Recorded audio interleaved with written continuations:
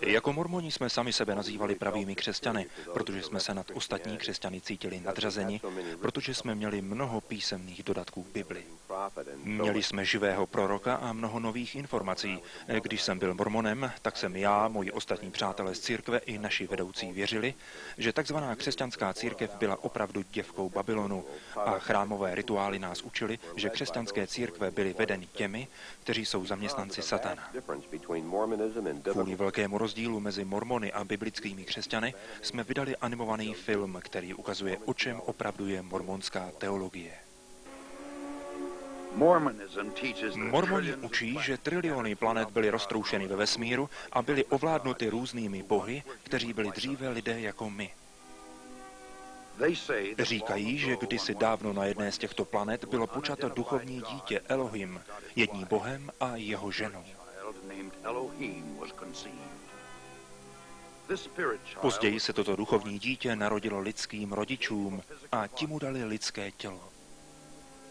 Díky poslušnosti mormonskému učení, smrti a vzkříšení dokázal Elohim, že je ctihodný a byl povýšen na Boha jako jeho otec před ním. Mormoni věří, že Elohim je jejich nebeský otec, jenže žije se svými mnoha ženami na planetě nedaleko záhadné hvězdy Kolab. Tady Bůh mormonů a jeho ženy produkovali nekonečným nebeským sexem miliony duchovních dětí. Aby se rozhodlo o jejich osudu, hlavní z mormonských bohů svolal velký nebeský kongres.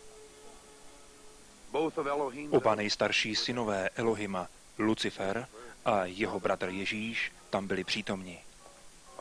Byl přednesen plán, aby se vybudovala planeta Země, kam by byly duchovní děti poslány, aby na sebe vzali podobu smrtelných těl a naučili se rozeznávat dobro od zla. Lucifer se postavil a navrhnul, aby se stal spasitelem tohoto nového světa. Chtěl všechnu slávu pro sebe a plánoval přinutit každého, aby se stal Bohem. Oproti tomu mormonský Ježíš navrhnul dát člověku svobodu volby jako na jiných planetách. Následovalo hlasování, které potvrdilo návrh mormonského Ježíše, který se stane spasitelem planety Země. Rozlobený Lucifer lstivě přesvědčil třetinu duchů určenou pro Zemi, aby se s ním vzbouřili.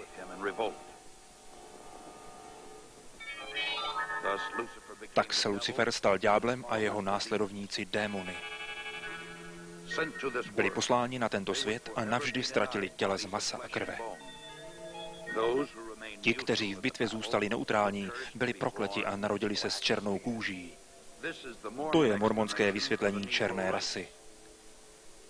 Duchové, kteří nejudatněji bojovali proti Luciferovi, se narodí do mormonských rodin na planetě Zemi. Budou to lidé se světlejší kůží, bílí a hezcí, jak je popisuje kniha Mormonů. Dřívější mormonští proroci učili, že Elohim a jedna z jeho božských manželek přišli na zem jako Adam a Eva, aby založili lidský rod. Tisíce let později se Elohim v lidské podobě znovu vrátil na zem z hvězdné základny Kolab, tentokrát proto, aby obcoval s Pannou Marií, aby dal Ježíši lidské tělo.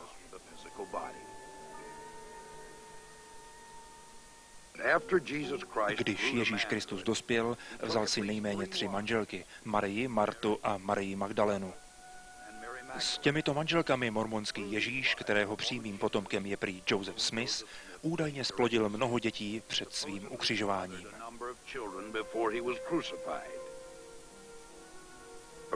Podle knihy Mormonů po svém vzkříšení přišel Ježíš do Ameriky, aby kázal indiánům, o kterých mormoné věří, že jsou to praví Izraelité. Tak Ježíš mormonismu založil svou církev v Americe stejně jako v Palestině.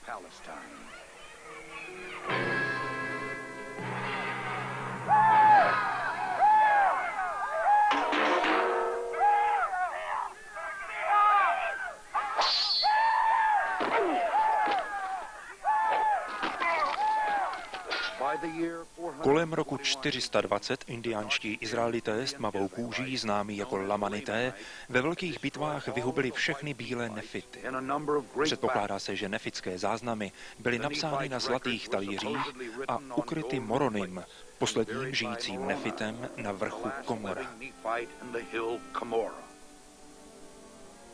1400 let později mladý hledač pokladů jménem Joseph Smith, který byl znám pro své neuvěřitelné pohádky, prohlásil, že objevil stejné zlaté talíře poblíž svého domu ve státě New York.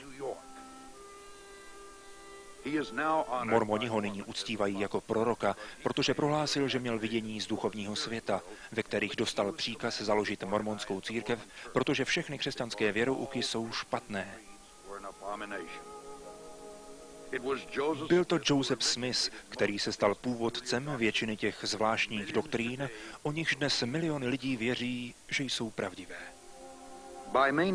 S zachováváním přísného kodexu finančních i morálních požadavků a praktikováním tajných chrámových rituálů pro živé i mrtvé, svatí posledních dnů doufají, že dokáží svou způsobilost a tak se stanou bohy. Mormoni učí, že každý musí při posledním soudu stát před Josephem Smithem, mormonským Ježíšem a Elohimem.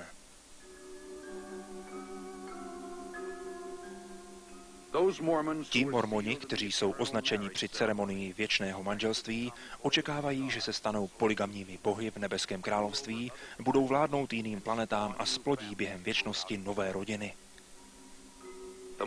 Mormoni děkují Bohu za Josepha Smithe, který prohlásil, že pro nás udělal více než kterýkoliv jiný člověk, včetně Ježíše Krista.